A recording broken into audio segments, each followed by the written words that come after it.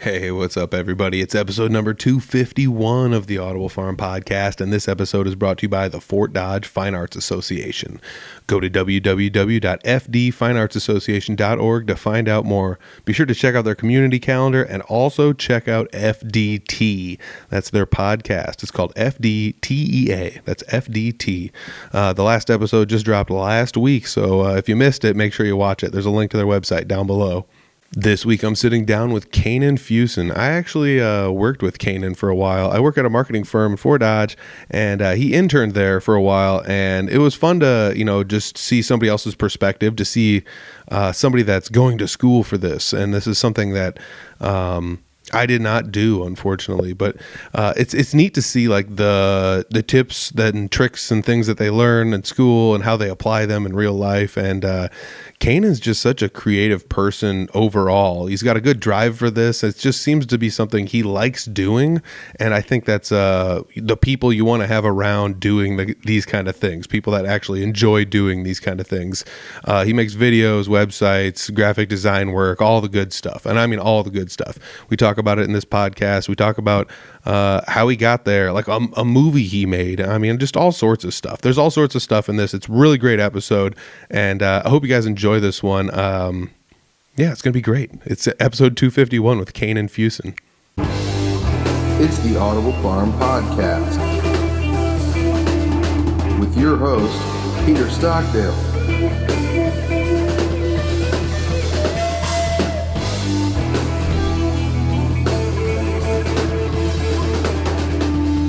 Sitting down with Kainen Fuson.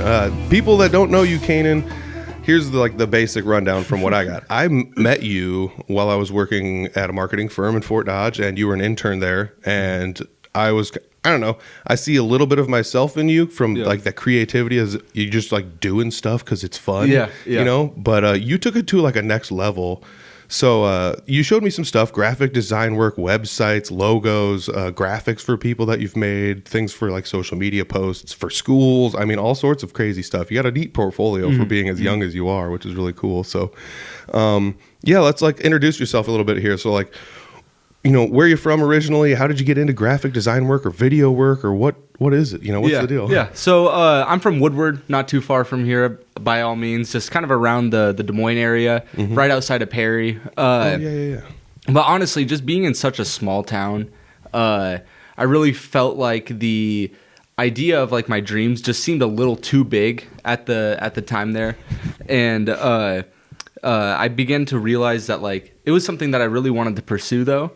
And I know that it was just kind of, like I said, it was just like a dream that I had. But as I started to kind of be more realistic about it, I was like, okay, this is definitely an approach that I can have with it. I know I was always wanting to have that passion for like getting into film. Like my siblings and I, we would always make like little movies. My friends and I would make little movies, like dumb little skits, stuff like that.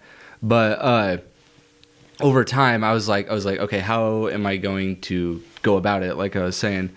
And so then that's when I was like applying more photography, more graphic design. It's like anything to kind of boost that name and like as something that I like to do, might as well just add on to it and then just keep going with it. So did you start with like just goofing around with like video editing, or did you start with like audio or photos, or like what did you start with originally? I would definitely say it was videos. Like if you were to go back on my I know we were talking about this last time on the other one, but like how I'd steal my like parents' camcorder.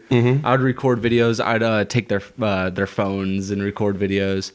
And I think that's just kind of where it started in like using iMovie. Okay, like that was definitely like the go-to, just as it's so easy to use. So using iMovie on a phone? Yeah. Oh, that's wild. Because like I only ever used it on like a laptop. So like I got so used to that when I had to use it on a phone, I was just like, oh, the controls are different. I know. It's so different compared to You could do most of the same stuff on the iPhone, but like, so like the other thing I was thinking is like I'm not trying to be like, oh, you're young, but you're young enough that like Vine was probably a thing when you were kind of young. So that's what started it. Okay. So this makes me think it's different. Cause when I was growing up, there was no there's no social media, so there's no people like, there's no people like renegade camera doing stuff. Right. Like the only people I can think of are people that you might not even like Tom Green. I don't know, the Tom Green Show, the Jackass guys. Okay. Those, Okay. Yeah. like skater guys were like about the yeah. only people that were like renegade with a camera, just goofing around, videotaping stuff and making kind of neat stuff. Like those skate videos were always kind of fun and stuff. So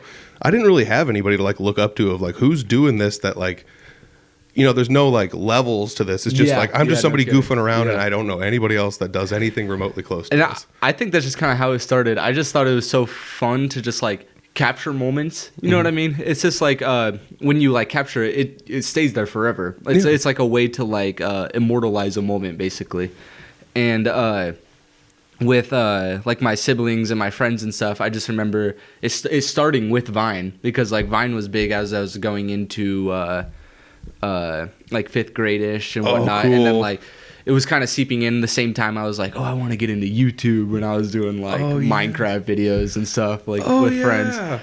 And but I just thought it was kind of cool because we got to see the start of like the very like instant content. Like Vine was the 7-second videos. Yeah. Like it was just very quick, very short. And I think that's just kind of like what seeped into like what you see with like TikTok nowadays or like Reels or anything like that. Yeah, it makes me think of like the flow of watching videos. Like if you go 5 years prior to like, I want to say like Vine, if somebody had a video that was all chopped up, you would think like, what is this nonsense? Are you trying to make like this glitchy video kind of thing? Yeah. But now it's so normalized that it like, I don't even think twice when I see videos. No. I mean, I do because I do a lot of video editing. Yeah, of course. But still like every now and then when they're talking and the camera just shifts a little bit because AI is doing all the work for them and they're not actually putting any work in to clean it up at all. Like stuff like that where it's like, sometimes I'm just kind of like the choppy videos are weird, but you'll see like commercials that are like that now. Yeah, exactly. And it's weird how that like changed over time to be like, yeah, this is the normal now. I think it's so crazy. You see, I mean, especially with like media and whatnot, you see how it can like the standard from like casual to like professional, it just always changes because like what's casual right now could be professional down the line. You know? I never thought about it like that. That's genius. Because like I thought there was like this weird line in the sand, and I always thought it was just like age, but it's not age because it's like people who spend time online and only online are going to probably respond to this type of a commercial because it acts like this on TV. Course, yeah, exactly. And it's not like a Vanguard commercial or like some I've never seen a Vanguard commercial, but like I'm trying to think of like a big company. It's not like whatever. I was going to say Walmart, but even now I've seen like some Walmart ads that are kind of like it looks like somebody shot it with an iPhone. Oh yeah, like, You're I don't think we're too far away from just seeing ads on TV that are just vertical. Yeah, right. Remember when you could swipe to the next one. Yeah, swipe to the next ad. That would be wild. Oh, that'd be so crazy. But you have to spend X amount of minutes on the. Exactly. Oh, dude, okay, we thought of something. Let's implement this. Yeah, honestly, let's get it worked into society now. Let's see if we can find a way to get. That's a genius idea. Man. So that's kind of cool though. I never really thought too much about it, but like the age difference of like, and it's not even like I'm saying like a bad thing, but I'm like 20 years older than you. But it's just like what we were exposed to growing up. Like, I would say like 5th grade, 6th grade, like you said, like that was kind of a turning point where you're like, I want to start doing some of this stuff, you know? And that was like when I was growing up, I started really like having my own interests and doing my own things, and picking up hobbies and things like that. Yeah. At what point in time did you realize like this hobby, like you were kind of good at it? Like maybe we all like have like these measuring sticks in our our mind where it's like, oh, I'm better than like the average person. I'm not a professional like these people, but I could do stuff like they're doing. Yeah. What point in time were you like, oh shoot, I could do this? I would definitely say 6th grade. Though it's not related to like what I really do now. I had a point in time where I got really into like animation. I wasn't really good at it by all means, but I'd use softwares like Blender and in 6th grade I wrote like my own like Minecraft movie, and I was animating on there. Not the Minecraft movie now with like Jack Black and everything, but the original Minecraft movie. Okay, we need to get some lawyers in on this. Right. We need to get some lawyers. There's a lawsuit now. Yeah. Okay. So we got to chalk up a lawsuit and get a patent going for some copywriting or something. I don't know. But I just remember having a lot of fun like animating it though. It all like I never got any of the files. Like I got my computer erased because it was on a school computer. Yeah. And though I was never able to really get any of that back, it was honestly like my first experience like going about the process. And I was like, you know what? Like I'm like, I know kids were like, oh, he's making a Minecraft movie. It was like Minecraft was kind of dumb back then, and kind of getting picked on. I was like, but you're not making a movie right now. Yeah. Like that was kind of like my point with it. Yeah. Okay. So that's funny because I remember like being a kid growing up, and it's just like, and the fads were different, but it's like, oh, everybody's into yo-yoing right now, and you don't have a yo-yo. Like, what a loser, you know, whatever. Yeah. But it's like the person could be like over there curing cancer. Yeah, exactly. And like exactly. a fifth or a sixth grader would just be ruthless and be like, what a loser, you know. Like it's like, oh wow, look at him, you know, he saved somebody's life. Yeah, literally. Look, I'm gonna go walk the dog, you know. Especially like growing up around a small town, everyone's going more towards like blue collar jobs or like farming and stuff like that. And I just felt like here I am making a Minecraft movie in 6th grade. Oh yeah, that's the argument of like you're wasting all your time playing video games and you should be out there, you know, milking cows or something, you know, or whatever it is, you know.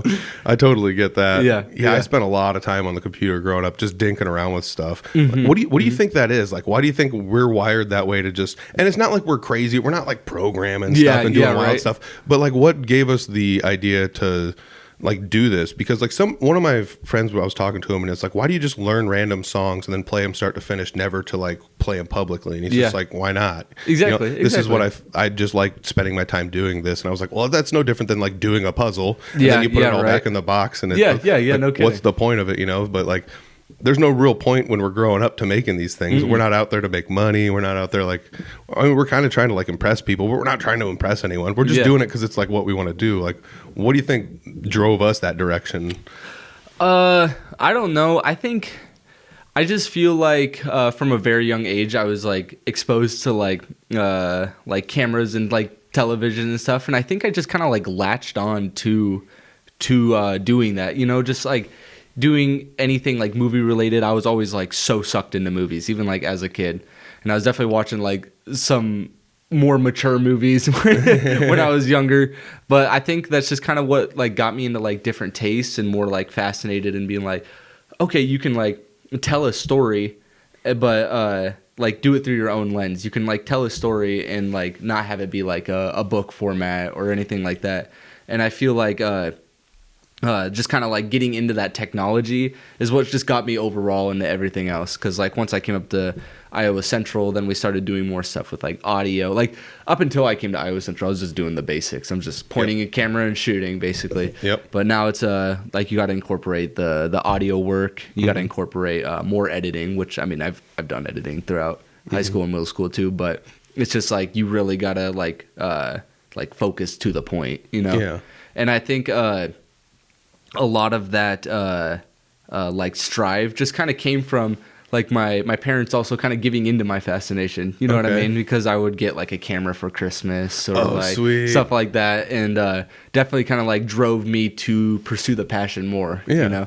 And they were always there to like support it, and I never really heard any kind of like, oh, you need to be realistic, I'm like, I am being realistic with what I'm doing, and they know I was being realistic with it. So dude, that's awesome. And I always figured like, I don't know. The more I grew up, because like as social media became a thing and computers and everyone was on their phones all the time, I was just kind of like, well, some of these like hobbies I had picked up actually now have strength and weight and in some capacity online, you know.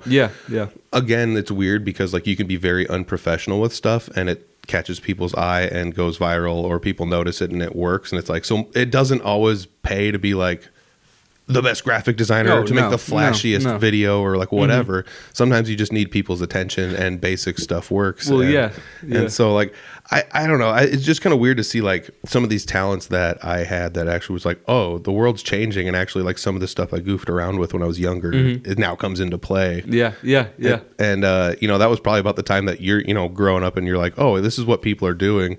When was the first time you realized? Because this, I mean, it wasn't until I started like either like making music videos or doing like a video work, but when was the first time you realized like, oh, some of the effects people are putting into movies or commercials or whatever actually hold some weight? I think it's actually hilarious because it is like a very overall terrible movie, like looking back on it now. But I remember in like 2009-ish, like Transformers 2 came out. And I remember going to see that in theaters with my my grandma and my Papa Todd. And I just remember just being like instantly like fascinated. I'm like, whoa, look at all like the cool effects. And I remember that was like the first time I like thought about like how did they do that? Because like genuinely speaking, like for how bad of a movie that Transformers 2 was overall, like the effects, I think it was honestly the peak of like what CGI is now. And I just remember like just kind of be like, oh, they had to animate all these little parts, they had to get all these like little technical bits like established, and that's kind of just like what started like the true fascination with it. It was just this kind of just the Transformers series. Was that and this, I might be wrong, but was that a Michael Bay? Yes. Yeah. Okay. Yeah. Yep, so this is going to sound weird, but he was somebody when I started like watching movies and stuff, and I hate to say it, but this was like one of the ones where I was like, he kind of turned me off from watching movies because of all the fast cuts. Yeah. Yeah. So like if you watch movies throughout the years, like a movie in the 70s, it looks like if two guys are having a fight, it's just like one long choreographed fight. Yeah, exactly. And then it just One long changes. shot. Then it just changes angles maybe once or twice, but you could still see the through line of the fight. Yeah. But nowadays, like in movies, if two guys are fighting, it's just like random cuts up, down, left, and right. Yeah, and like you're like swing underneath and stuff like that. And it's just like well, you saw one guy throw a punch, and then the other guy threw a punch, and like it doesn't even. Maybe they're in the same area still, but I don't know. And it doesn't really. There's no through story to the fight until you get to the very end where somebody's like, say uncle or whatever. Right. Yeah, give up. Yeah, something like that. That is Michael Bay movies, though. I would not disagree with that. Yeah, I feel like that's just kind of how it is now. It's like spot. Well, yeah, I think it's more having to do with like attention spans nowadays too. Oh, true. I feel like keeping it like visually stimulating is what keeps like the audience engaged nowadays. Like you see movies that still try to stick to that like old 1970s format. They never really get like big budgeted or like big box office or anything like that. They have to be grandfather. Like that'd be like a Tarantino thing. Yeah. Oh yeah. Exactly. Where it's like here's a scene and there's 4.5 minutes of one camera single cut. Like there's nothing. But people will go see it because it's Tarantino. They know. You know what I mean? Yeah. He's already. But it's hard for like other people nowadays to kind of start off with that. I could totally see that 100% because otherwise you're just like, this is a great movie, but it's all just dialogue and it's boring. Yeah, exactly. But but nobody would say that about Tarantino. Well, that's how I felt about it was Robert De Niro, The Irishman. Oh, I didn't see it. Oh man, it was. I mean, it's an objectively good movie, but I was just so bored. I was so bored that whole movie. I would liken that to like there's a few movies that are like that, but they're like you could just point about like The Departed. Might be one I'm thinking of where it's like this is a good movie, but it's like that one I think was long and it's like you could have shortened this thing up a bit. Exactly. But some of those movies also have the thing where it's like you have multiple climaxes. It's not like one big battle and then it's over. It's just like we tied off this loose end. Now this is going on. Yeah, but now we lost to him halfway through the movie. And we got to come back and beat him at the end. Something kind of like that. Yeah, or like you have the main enemy and then there's 3 other side quests. And the side quests get tied up before you find the final boss. Exactly, So like you have these mini little, it's cool. And now we're back down here to grinding some more. And like, something cool happened. And eventually you get the resolution that you need. But, exactly. That doesn't happen very often now in movies. I feel like it's just all kind of like one big peak now because I mean like take the new Minecraft movie for example. Have you seen like all the trends and everything with that? Nope. So I just saw people like tearing it apart online. And no. So like I think ironically speaking, it's like a pretty fun movie because the guy who made Napoleon Dynamite directed it, and so it's just like a very just dumb and dry movie, but like the movie is like. Constantly is like, oh, look at this, look at that, look at this, look at that, look at this. It feels like a TikTok movie. It literally feels like a TikTok movie. And I genuinely feel like that with the success that the Minecraft movies had right now, that it's going to change like how filmmaking is because it's seeing how it's using like that brain rot, you know like that term brain rot. Like the Minecraft movie in its entirety is a brain rot movie. And I think they're realizing that like all they need to do, they don't need to have a story. All they need to do is just like keep the kids stimulated. Okay. And I think that it's gonna definitely make over like $1 billion. So it's gonna change something with movies going forward. That makes me wonder if that's just gonna be like a wing of movies because like I think about like growing up there was like a parody movies were a thing, like the scary movie series. Then there was like Not Another Teen Movie and all that crap, Some were, they're funny. They're like objectively parts are funny, but it's just like this toilet humor parody nonsense, and it's over the top for the sake of being over the top. Like, yeah. But it spawned a whole bunch of other movies to kind of just be in that vein. Of course. You know, or I think about like the slapstick of like the 70s and 80s. You got your like Kentucky Fried movies and things like that, or the airplanes. You have like Chevy Chase falling. Yeah. So like there's these different things that like it changed maybe not everything, but it definitely created this thing that's like we now have a whole new, I don't want to say genre, but it's like a whole new wing of something to explore. Yeah. No, and I think that's why it's kind of it feels like humor and just kind of like everything technological, like filmmaking wise, is just like advancing too fast where it's like hard to kind of keep up with nowadays because like even like with the Minecraft movie, like the jokes are just like dumb. Like even like some of them like I can't even like comprehend. It's just like, oh, here's Jack Black, he's saying a Minecraft term that's supposed to be like funny. And I feel like a lot of like newer gen like thinks it's like there are parts where it's ironically funny, where it's just ironically dumb, but like there are genuinely people who like think it's hilarious and like keep dragging it on and whatnot, which I think it's like it's pretty interesting, honestly, in like retrospect of everything. Like it's pretty interesting to see like how that's going to go like moving forward, because things are always changing, especially. Yeah. And I mean, I would say that like, and this is going to sound weird, but as everything has changed in society, I feel like the normal mass media has not changed, and like for some reason they can't figure it out. TV is light years behind anything else. If I see an advertisement on anything, anybody that's watched YouTube with me, or if I'm sitting in your house and you have like ad Hulu or something, I lose my mind, and I don't know why. I do not want to see an ad again. Oh yeah, no kidding. So if I watch TV, like if there's like a football game or something on, I'm doing something else while it's on in the background, because I cannot handle a toothpaste commercial or like whatever the hell they're trying to sell me. And that's what sucks, is I feel like social media has kind of like, I mean, social media has benefited, and I don't know, there's just yin and yang to everything. But like social media has had a lot of benefits when it comes to like advertising and all this other stuff. But I just feel like it's killed like television. It's killed people's like attention spans. Like, have you seen YouTube? YouTube will pump out like 3 minutes of ads now. Like it's like skip to the next ad, skip to the next ad, skip to the next one. All right, now you're back to your video. Yeah. So I just because they're trying to like, they know they're not making that ad revenue that they need, that they used to, because people are just on TikTok, just like being able to swipe through it all. Oh, so they just added another layer of it. Yeah, so they just keep adding more, and it just makes me like question, I'm like, how are they gonna get it when there's just like no point, when there's a point of like no return, you know what I mean? Yeah, I mean YouTube used to be no ads, and then it was you would get one ad, but you could always skip it. Yeah, and then you get one ad, but you had to wait like 5 seconds to skip it. And now there's like this, it's 15 and you have to watch the whole thing. Now they're stacking two together, and it's sometimes you can't skip any of them. I've had this was literally just last night. I had 2 30-second ads, 1 15-second, and then a 5-second that I could skip.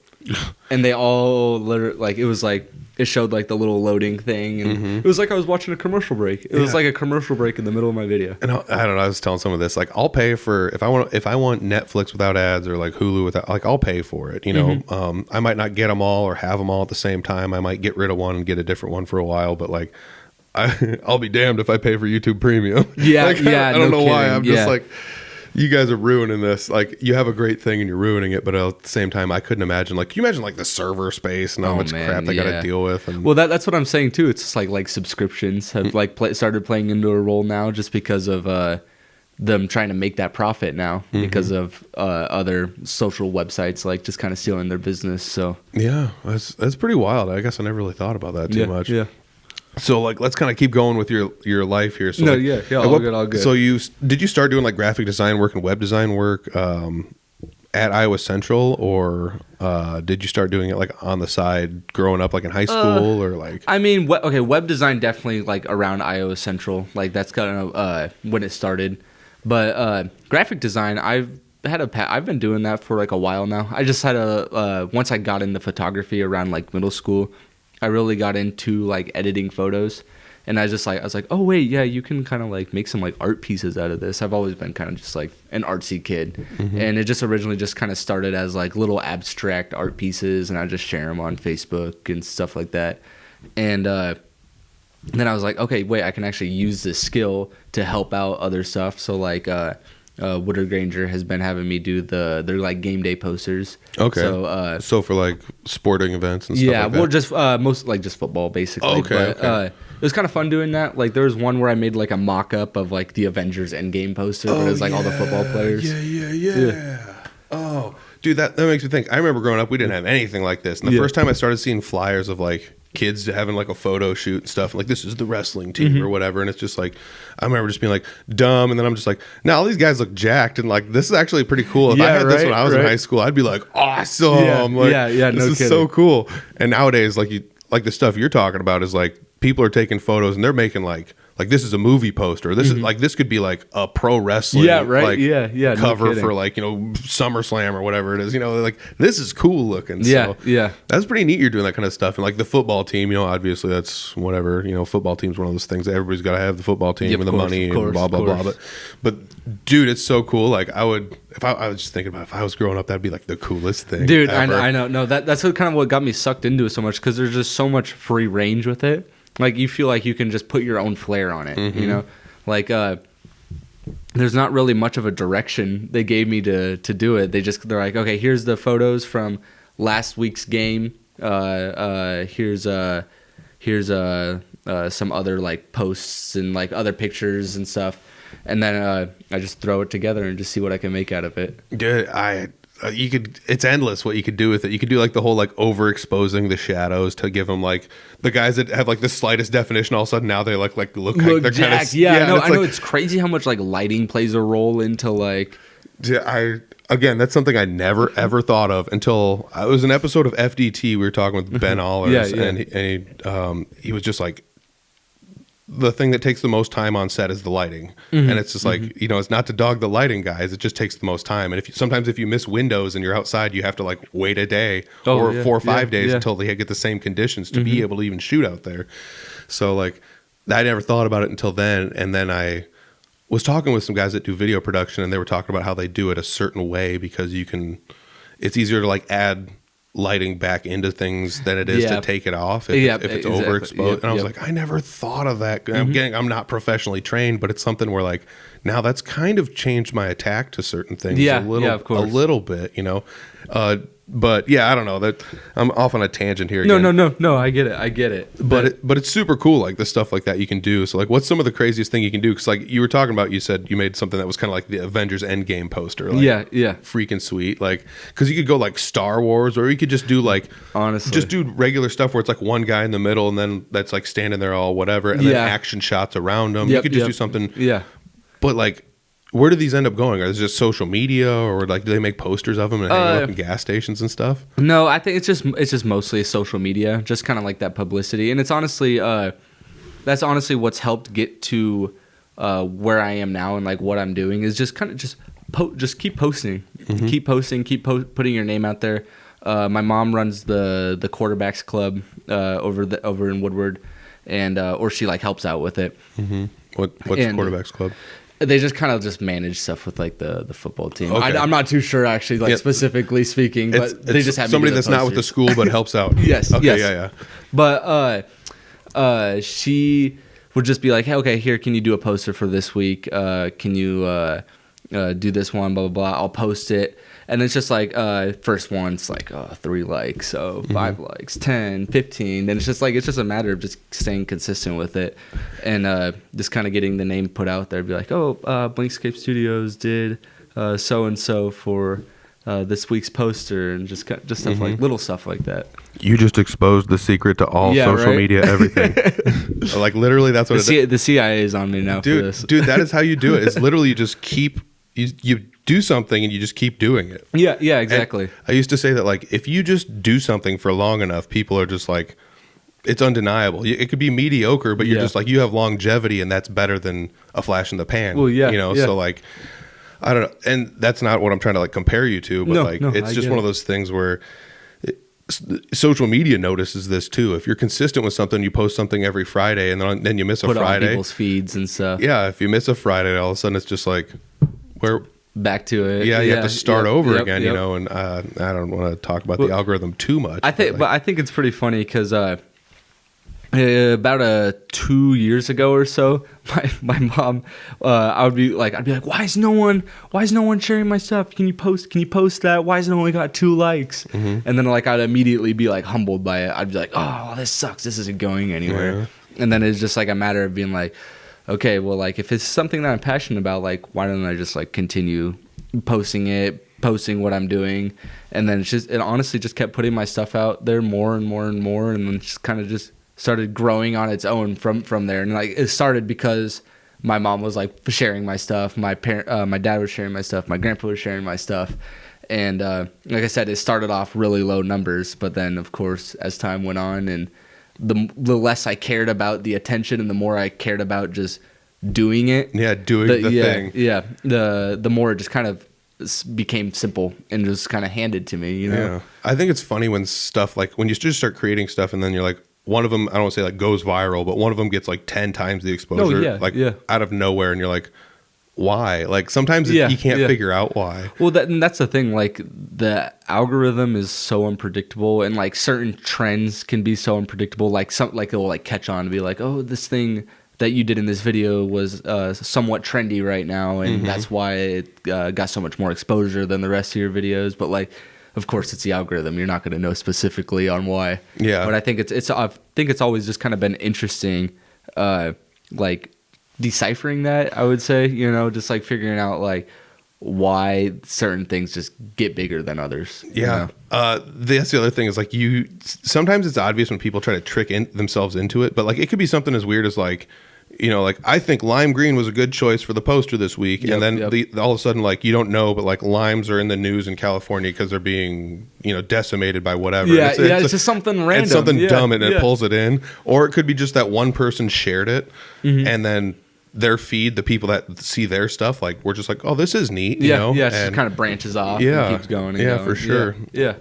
So there was something else I was going to talk about with this, and I don't remember exactly what it was. No, you're good. No, but it's like super cool that like, you know, you figured out that they're just like doing it for yourself. I remember what it was. Just doing it for yourself was, you know, basically that was the satisfaction in it. Yeah. You know, more than doing it for somebody else, even though in theory you're making these graphics for a high school for somebody else. You know, or like you're making graphics on your own pages for yourself. Of course. But at the same time, it has to be for you. So like, at what point, this is going to be another weird one. At what point in time did you realize you like look backwards and you're like, I have a catalog of stuff where I can like make a portfolio? Honestly, not until about a year or so ago. That's when I started, honestly, if it weren't for Iowa Central and like my professors like Nikki and Rochelle and Michelle, and if it wasn't for them, like I wouldn't be doing what I'm doing right now, because they were the ones who are always giving me projects to do. And it's just like projects you can do for school, obviously, but also put it under your own name. And it was just like the perfect way to get that exposure. Say like when we went to go do Peyton Chardin's ad, we went to go do like a commercial for them, and literally everyone else like had their own, like everyone else did their own commercial, but once I did mine, I put it into like the Upper Midwest Emmys, and it was nominated for a commercial. Oh, cool! So it was nominated just last year, and I thought that was pretty cool. And that didn't win it, but I think nomination's still pretty cool. Yeah, for a Midwest Emmy, I think that's pretty sick.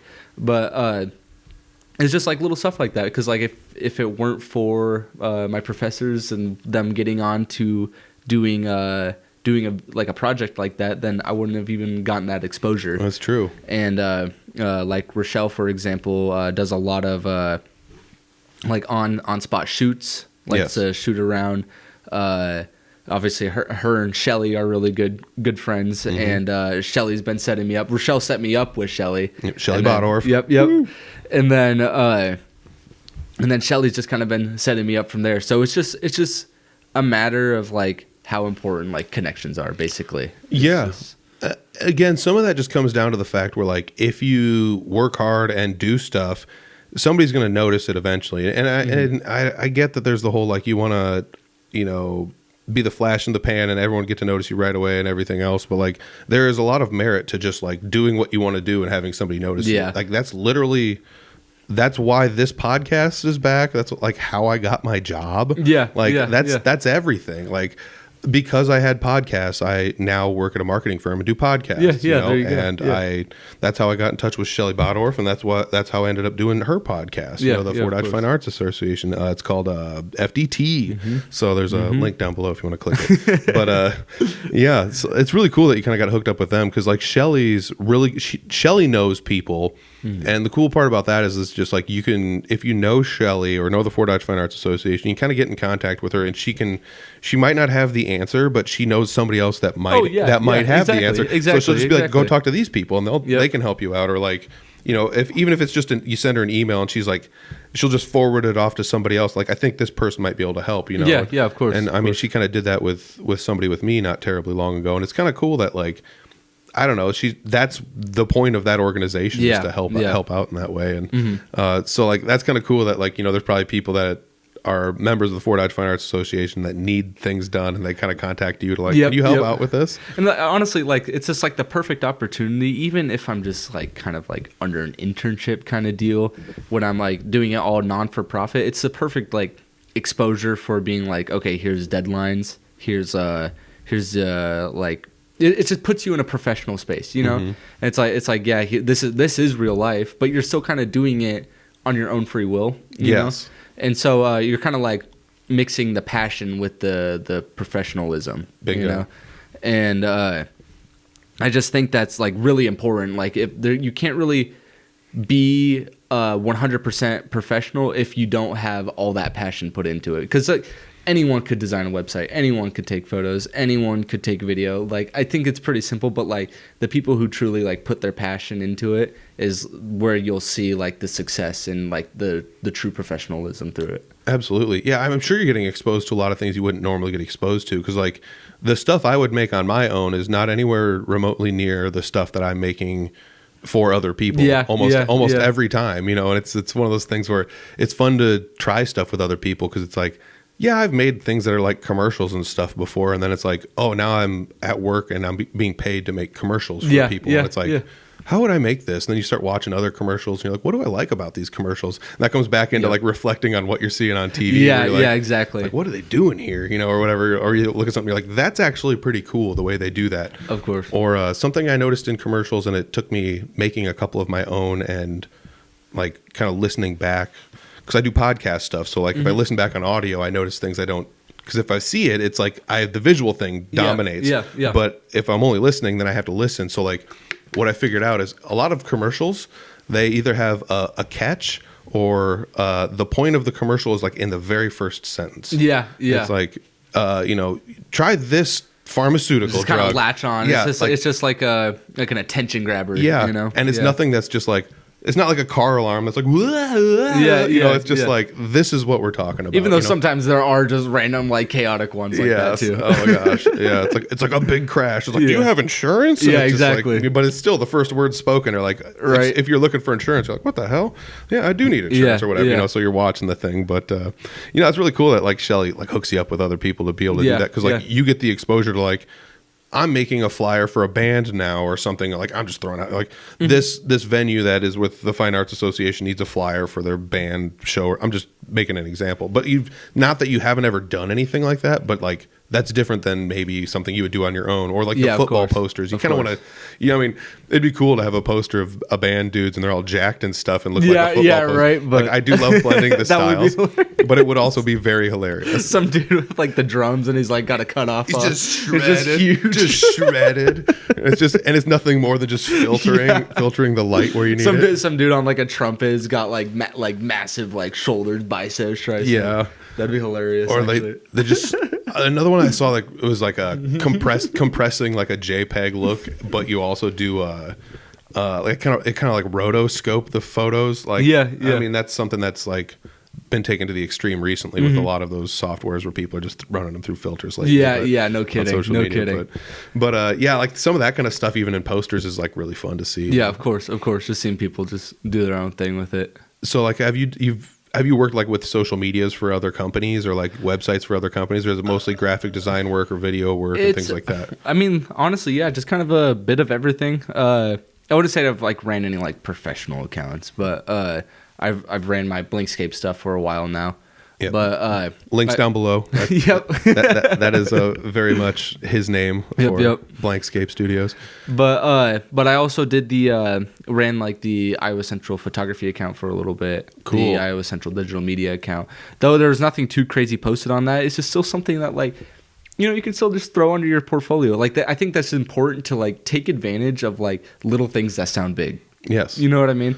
This like, cause maybe I made like 3 posts on the Iowa Central thing, but that's just something that you can put on, be like, helped manage the Iowa Central photography account and like stuff like that. Like, yeah, I mean, that's what I did at Iowa Central for the accounting program, because it was just like, we have all of this stuff and we don't know what to do with it. And it's like, so I have like CDs of photos from like 2006 or whatever that I got to like go into a library or laboratory where they have like CDs still in. Like, like, all right, I can plug this into here and pull the stuff off. And, you know, I organize all the old data and then, you know, spruce up their social media. And then it's like, well, what can we do on here to post every week? Just for something to do, because I'm running it, you know? Yeah, yeah. And it's like, well, let's just make student of the week. And I made like the most basic graphic. I used Excel for the graphic. Oh, dude, I don't blame you. I mean, I was in accounting anyways, but I just thought it was kind of fun, because it's like, if somebody looked at it, they're like, somebody made this with Excel. This is funny. Yeah. You know, but at the same time, that's just what I did. And I don't know, you just, like you said, that kind of stuff, like, is this important?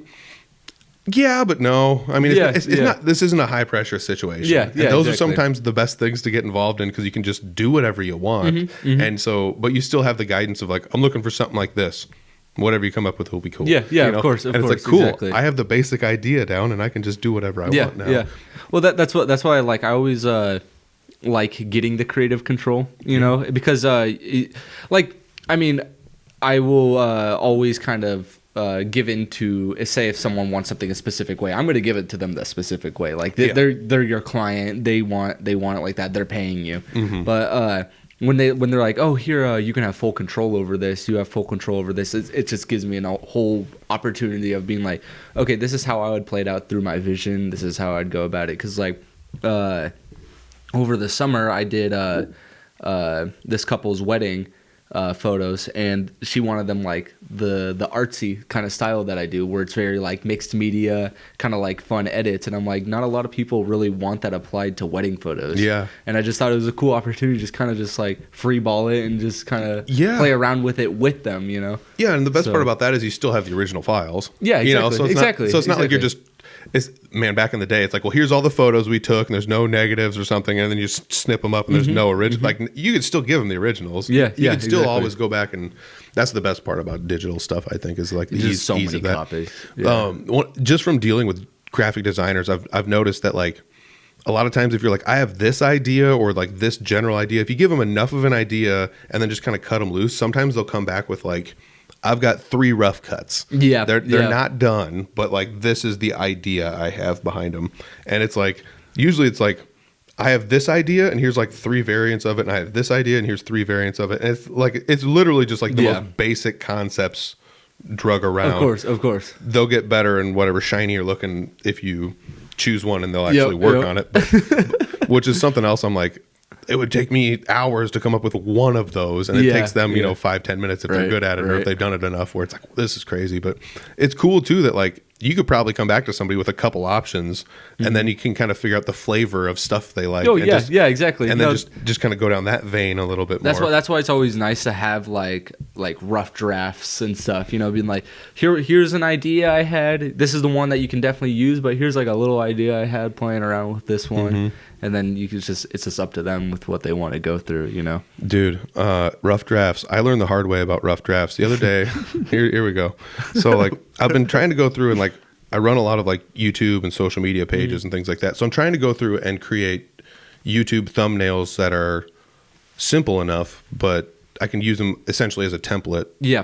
And then just fill in the data differently as I need to. But I have the same basic look to them, so that way on like one channel it looks like this is one show and it's obviously one show, and you scroll down and it's like this is another show, even though it's just playlists of different videos, but it's very odd. That's what I'm trying to go for. So I'm creating some of these and I'm going through and I'm like, sweet, and I made one and it's just like, this one actually rocks, I can do this for all of them, it's cool. And I went through and did another one and did another one, and then there was one day I was working on another one for another channel, and it was like I spent like 2 or 3 hours dinking around with this idea I had, which is like way too much time to just be dinking around. And I'm not a graphic designer there. It was just that was what I was doing. Yeah. Eventually, you have to hand it off to somebody. Be like, I'm wasting time here. Right. You help me. Nope, I get it. No, there's times where like long story short, it didn't work. It didn't work. No, it works if you have one guest, but if you had two, there was no way to make it like fit into the thumbnail normal. Ruined it. Oh, so, man. Yeah, so I spent hours in it. It just like flopped. So were you able to get someone else to like... I haven't handed it to him yet. I haven't talked to another graphic. I just put it on the back burner and worked on a different one. Yeah, that's a one thing that like going to Iowa Central and being with all these other creatives, it definitely kind of like humbles you. It really humbles you because you realize you're not the only person who wants to do stuff like this, and there's going to be people who are better than you at it. Mm-hmm. And it's just a matter of like taking that in and like asking help when you need it. Yeah. Because rather than being like, oh, like, I'm going to silently do better than them, it's just like rather take their advice, Yeah. And that's how it was like my first year at Iowa Central. Like everyone was better than me. Like I'm just coming in here and I thought I was the best graphic designer in the world. I mean, I definitely didn't think that, but like around Woodward, like I definitely had a bit of like a head about it. Like, big fish, little pond. Yeah, exactly. And then I get here and I'm like, okay, you know what? Like, rather than being petty and being like, oh, I can do something. Like, ask them, befriend them, being like, oh, like what can I do to make this better? What can I do to fix this? Dude, that's my favorite thing ever. Like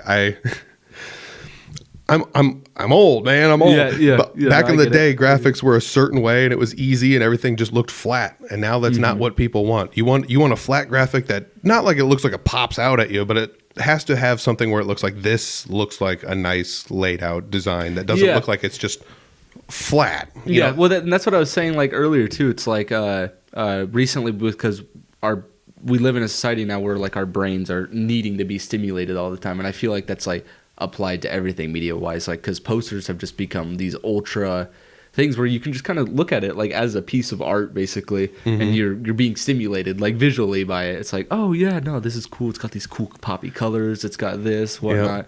But sometimes I'm just thinking about like somebody makes a poster like that and they're trying to sell like a lawnmower. And Exactly. It's got all the pull tabs. There's like an explosion in the background or something. That'd be hilarious. It's got like a giant like pipes like sticking out underneath with flames coming out. I can see that now. I could honestly see it. Dude, that'd be hilarious. It would probably work, but also like, I don't know. But you're right though. Posters have gotten crazy because back then like that would totally just like. They'd be like, this is stupid. Yeah, I don't know. This is wild. That's so crazy. But it just cracks me up. Like you see stuff like that like applied like ironically nowadays. Like you see ironic advertisements, Yeah. Like just being stupid for the sake of it. You know? And I mean, not to dog on. I mean, that was actually like the benefit of YouTube was that you would see. And I remember the first company that did it was like. Or the first one of the companies that would do it a lot was like KFC had like piles of commercials that were only on YouTube for some reason. Yeah. And I mean, they'd be like super funny. They'd use like people in pop culture, like pro wrestlers and like different people that were like not famous, but sub-famous. Of course. Famous enough where it would draw some eyes in and be like, what the heck is going on State here? Farm and like the Chiefs and everything. Yeah. Right now. Like they have like Andy Reid and like Patrick Mahomes showing up in their State Farm ads. Yeah. So I mean, before like the assistant place kicking coach is going to be in there. Yeah, right. Yeah, exactly. Have everybody in there, like towel guys coming. It's like in there. These guys. Well, they're in our ad, so you should buy our product. Yeah. I mean, oh man, that's really cool that you're like able to do that kind of stuff for other companies, other people, and then like create this profile of things, this portfolio of like this is what I actually have been able to do. What have been some of your like funnest projects you've worked on? Because I know you like. When I talked to you when we were like kind of working together at Spin Market, it was one of those things where you're like, I did this stuff for like the football dudes, and I actually kind of enjoy it. And you still do it, right? Yeah. I mean, it's just off season right now. Yeah, so, yeah. But it's one of those. I remember you showed me like some of the stuff you had done recently. It's like this is freaking badass. Yeah, Like, and it made me think like, man, if I was a kid, I'd be like, hell yeah, I'm a superhero, So honestly, yeah. So I think I did this right after this semester ended, where I was interning over at Spin Market, and where I did the downtown rec center's ads. Ad, but like how they have like their multiple locations. They have like the Coliseum, they have the Rec 24, and then the downtown. So I work at the downtown one, and so they came to me and they're like, hey, we want to do an ad. Like, you want to just do it? And like honestly. Like I was saying, connections, Yeah. Like my boss is like was just like, it was like, hey, no, we'd be down to pay you, we'd be down to do all this. And so I had like full creative control over it. You were like already working there? You were just working out there? Yeah. Oh, I'm just working there, and then it's like they're like, right. oh, you do this stuff? Do you want to do some of this stuff for us? It's like I'm gonna go do the towels real quick, and then I'm gonna go film another shot. So it's like literally exactly how it was. That's so cool. Like I was just kind of going around with my gimbal and everything. I think you can, if you go to the Fort Dodge Rec Center like website, if you just look it up on there, it should be like right on the homepage. And that was the ad that I created. But outside of a few shots from days that like where I just wasn't there, or like because they have like classes and stuff in the morning, and I'm not going to be there in the morning, so I'd have other people just grab the camera and just go film it. Outside of that, I just did everything for it. It was kind of cool. It was like my first like real solo professional experience, you know? Yeah. And it was just kind of cool just seeing how so like you think of it as like a big picture kind of thing, you know? It's like, oh my gosh, I'm doing this big ad, but it's like you think about it realistically. It's like, oh, I'm just kind of just shooting some shots, putting them together, advertising what it's meant to be. Like I feel like sometimes people get a little like too overwhelmed with the idea of that, but it's just honestly, it's just so simple. Yeah, I 100% agree. Honestly, like how many? This is gonna sound crazy. So like you're kind of new to this, and I also like haven't been doing this on a professional level very long either. But like, how many times have you gone and taken like 100 times too much footage? You know, because like I did that for I know for a fact 2 projects. I took, let's say, like 6 hours of footage, and I made 2 3-minute videos. Yeah, you know, yeah. and it's like, so I took, you know, yeah. I honestly really used to be like that. This is so like, say my first year at Iowa Central, I was taking so many photos. So say we do a shoot for photography, I would take so many photos. where it's just like I'd have more than what I needed. But nowadays, sorry Rochelle, but I just take what I can. I'm like, oh, I know this will work. Oh, I know this will work. Oh, I know this will work. Mm-hmm. Instead of like overshooting it, which I need to get back into more overshooting, just so you can use a little extra. Yeah, there are benefits. So like, instead of I'm assuming you're not just taking one picture and walking away. No, you know, no. So you still do quote unquote overshoot, but maybe not to the extent of like. So like I had the first interaction I ever had with a professional photographer was, it was like, here's 40 pictures of the exact same position. Yeah. Here's 40 more pictures of the, and it's like, exactly. It's like, wow. Yeah. Like, cause they're really like, they want the good one, and they know if they take 40, one of them is going to be good, you know? And it's like, but you come away with it and you're like, man, there's 1,000 pictures in this folder. They took 1,000 pictures tonight, you know, and you pick the ones you like. It just gets too overwhelming. Yeah. Eventually it's just like, I don't want to look at, you know, you have to chisel away at it. It takes time to edit it all down, you know. Exactly. And then, you know, like when did you first realize the simplicity was the best? What did you ever like try to overshoot a video or overshoot photos and be like, make them too complex? I think it was just more a balance, you know, because I'm doing my freelance stuff. I'm doing school projects. I'm doing stuff for internships. It's just like, I kind of just drew it back to the medium line, or like just slightly above the medium line, just so I can not overstress myself. I feel like in any other scenario, say like once I get rid of classes, I'll probably go back into like overshooting and stuff. But just like for my stress sake, I think that's why I dialed it back so much, because so then I'm not like, okay, now I'm gonna go through all these photos, and I know it's not that big of a deal, but it's just like, the fact of the matter, it's like, okay, it's this much more, it's this much more. It's just like all right, I'm gonna dial it back just a little bit. You have 3 levels of the same stuff. Like, this isn't that much to do if you were only doing one of these things. Yeah, exactly. You know, but you're doing like 3 different levels of it, and it's like, and so it's a bring them all down to the same level here.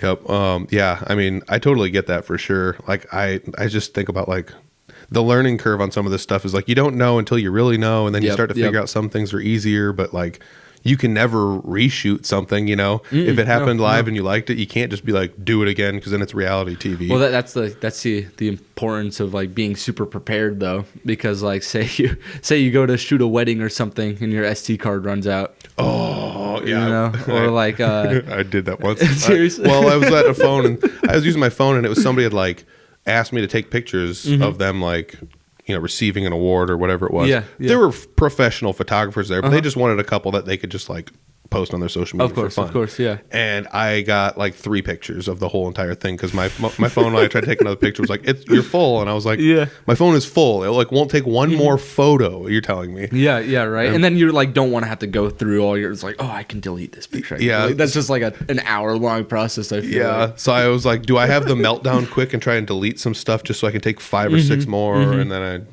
I took what I could. And well, damn it. I get it. Not prepared. Didn't think about it. Well, that did actually happen when we were shooting the rec ad. I was wanting to shoot a class, like because they do have afternoon classes, but it's just more convenient for them to like shoot the morning.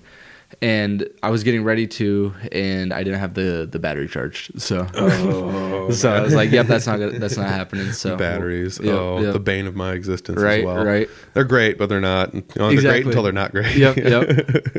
Yeah, that's the other fun thing. Is this is going to sound crazy? Is like, have you ever like looked at somebody else shooting video? I mean, like you've been around it at school, I'm sure, but like they shoot all this video and they put it all together, and you're just kind of like. You just look at it and you're like, I don't know if I'd do it like this. Yeah, exactly. And then when they get it all in the edit bay and edit it all together, you're like, this is badass. Yeah. I do that to my own projects. I feel like I'm like, dude, that freaking shot sucked. I'm like, that was terrible. And then I like throw it in. I'm like, mix it up. I'm like, okay, it's pretty cool. Bad. Yeah, it works. It's all in the context. Yeah, exactly. I mean, like I felt like we ran into that a lot with like when we were shooting our movie. Like when we were doing the Eyes Without a Face stuff. Yeah. There were so many times where like our camera died. Our camera died, like our big shoulder camera that we were filming it with to do that documentary style. Yep. And I was like, we're like, oh shit, like what do we use? And so we just grabbed my phone, and I had this like little stabilizer recording app. And we just hop on there and just like immediately like improvise and try to be like, okay, like this is how we just kind of come back, like bounce back from like a situation like that. Like, I don't know. It's just the fact of like having an alternative. You know what I mean? You know what I mean? I learned that actually with like, I was trying to like videotape a music video for somebody, and this is going to sound dumb, but I was trying to do it all with iPhones, which I freaking love shooting with an iPhone based on simplicity alone. Oh yeah. And half the time you upload it anywhere, it smushes your quality down to crap anyway, so it doesn't matter. But so like I was shooting this video with an iPhone, and I have like an old iPhone at my house, so I like charged it up and brought it with just in case. And I always just put it on a tripod. I was like, this is my backup media in case I need it. And it actually pulled some cool shots, and because it had like an older camera style, it had a different quality look to it. Ooh. It was like an effect I couldn't add into the high quality stuff I was pulling, but it was kind of neat to see like what an iPhone 6 would do. Or like you put it where like the sun's glaring off of it, so it creates this odd effect of the shadows. Yeah. Well, that's what I was gonna say with like the Eyes Without a Face stuff, is because after we did the shots, like I was like, oh man, like this is gonna suck. Like we don't have the point and shoot microphone. We don't have all this. It's like we look at it, it's all edited, and it's like, okay, like us having the phone as a backup worked. Like we were able to like, I looked at I was like, okay, the audio sounds fine. It picks up on everything. It just worked. You know, it just worked. And I think it's just funny. Like as long as you have something that backups that works, then you should be chilling. Absolutely, you know? Yeah. I mean, I've used like multi-$1,000 cameras, and I've used iPhones, which are now multi-$1,000 cameras. Yeah, almost. Yeah, exactly. Oh my gosh. But yeah, I mean, it's $1,000 iPhone or whatever, but still, it's kind of wild to say. Like, I noticed the difference having actually been using them, but at the same time, like, you can pull off a lot of great stuff without spending piles and piles and piles of money, because like. You got started basically with hand-me-down stuff from your parents or free softwares and things like that, which is still what I prefer to use. I honestly, same. I did the rec ad on iMovie. I literally edited the rec ad on iMovie. It's just when you know you can use simplicity, just use it. You know? Especially if you don't need all the extra stuff. I mean, there are points and times where you're using iMovie and you're like, friggin' layering on this is stupid. Yeah, right. You know, and then you learn to work around it, but you're like, this is where Premiere might come in handy or something, you know. But that's the thing. I just can't believe, like, when you first use iMovie, you're like, I'm never using all of these features. There's so many features in here. Then after a while, you're like, I wish I could do this. Yeah, I wish I had a little more. Yeah. And I use free photo editing software, and it's a ripoff of Photoshop, but it's like 10% of Photoshop. Well, I actually rarely use Photoshop. I use this app called PixArt, and I just pay for the full version like monthly, and it's just honestly I do a lot of my editing on my phone. I think it's so funny because you can't get PixArt on your computer, and I feel like I've just like mastered it enough where it's just like this is my default. It does what you need, and like that I used PixArt to edit the football posters. That's cool, and I think it's like so funny because we're doing a project in photography. Everyone gets to transferring their stuff onto their computer, and everyone's doing their computer, and I'm over here sitting on my phone. And it looked like I'm not doing any work, but I'm the one just like editing, just whipping up something super fast and just. Okay, so other than making my own logos, all of anything that was made for Audible Farm, like in the previous like whatever years I was doing it, everything was with a phone. Yeah. The only thing I didn't do with a phone was just edit the audio and video, honestly. And it was because I had a laptop, and it was easier to do on a laptop. Well, that's why it's just so convenient. Like, dude, you always got to use it. So that, like, I don't know. I'm not trying to like hammer a point home or like draw you into saying certain things, but like I've never once really thought that, like, especially with this kind of stuff, like, you don't have to spend bazillions of dollars and have the highest grade stuff or like have the thing that everybody, you don't have to have Adobe Photoshop and a Canon whatever super crazy camera. You can pull stuff off with like free and less expensive softwares and hardware sometimes. Exactly. It's just a matter of like I said, it's just as long as the passion's put into it, it's always going to look professional. Yeah. Or like getting used to using certain tools. Like we could be so proficient with iMovie that we could pull something off faster than if we were using Premiere. Easily. But also it's like, if you're really good, if this guy's just really good with a hammer, it's like, well, that's different than a guy that's really good with a wrench, but like they're both important because you need them both. Exactly. So like, exactly. You just got really good with a wrench where other people are like hammering away, and it's like, guess what? We came to the same conclusion in the long run, or whatever it happens to be. Exactly. But, just having those tools in your pocket. And I think that's like something else important. The guy that originally did all of the Audible Farm graphics, like the logos and the pig and all that stuff, would hand draw it and then scan it in and then hand vectorize everything using like old software, and then he would pull the vectors out and then edit it as needed, and that was like what he would, and it's just such a long process, but that's how he learned, and that's how he preferred doing it, to the point where he could do it semi efficiently. But like imagine the control you have over graphics if you're hand drawing it as compared to like you're limited even digitally. You can do crazy stuff digitally now, but like you're still limited by pixels. Right. And eventually it's going to become pixels regardless, so it doesn't matter. But it was just kind of cool to know that he did that stuff that way. But he was so old school to the point where he was like, I'm better with this software, and I know I can do certain things I like to do here that maybe might not be offered on other softwares. And it was like he had a computer that had Windows XP on it still, and that was like what he used to edit all of his stuff for like certain things. And it was kind of fun that he was like that kind of way, because those were the tools he liked and he was used to them. Yeah. And the output was magnificent. So why change it? Yeah, exactly. Especially if it's just something you're used to, like as long as you can master it, then just go about it using it. And if you know it, if you're for sure that it works, then just use it. I just feel there's so many people who are like, oh, you should use this, or you're doing this wrong, or you're doing that. It's just like, we'll do it how I feel comfortable about it. You know what I mean? And I know that it's gonna go out right. There's sometimes where it's like, oh, this is the thing I'm comfortable with, but I know it's not going to be enough for the project that I'm doing. Which I'm like, okay, I'm gonna have to step outside my boundaries a little bit. I'm going to apply it to that. But if it's something that that you could apply it to, like something simple, just go about it. Yeah, it makes me think of like that TV show Iron Chef, where like you have to make a pizza, but it has to have anchovies. There's something like they always like have like you're doing the project and there's one stipulation, and sometimes that thing is like the make or break, where it's like I can do all the stuff normal, but I have to change a little bit of stuff to fit this in here, and that's just enough, like you said, to go outside of your boundaries and kind of grow and change a little bit. You start to realize certain things it's like, oh, this, I actually could use this for certain things when I normally would just turn my nose up at it. Yeah, exactly. You know, no, but that's just kind of how, like, sometimes say I have like a crazy edit that like I'm like, oh, well, I'm editing all this in iMovie, but this certain little bit I cannot do in iMovie. Like, I'm gonna have to go in Premiere. I'll just edit that Premiere clip, that clip in Premiere, export it, and then just drop it into the iMovie timeline. Yeah. Just so it doesn't. I don't have to drop everything else into Premiere and make it match around it. So it just makes it easier. So you can just kind of just take something from Premiere, split it into something else, and just kind of splice it up a little bit. Yeah, 100%. I mean, like I've done that with like vertical videos for things where it's just like I'll use AI for some stuff, and every now and then I want to take it and do other stuff to it that the AI software just does not do like I want it to do. Yeah, so right. Just take it out and put it somewhere else and do it there. Yeah. But I was gonna say, I don't know. I think it's actually crazy how like convenient that AI is making stuff right now. I'm kind of scared about it. I'm not gonna lie. Like I'm not the biggest fan of AI, but I would be lying if I said I haven't been playing around with it a lot.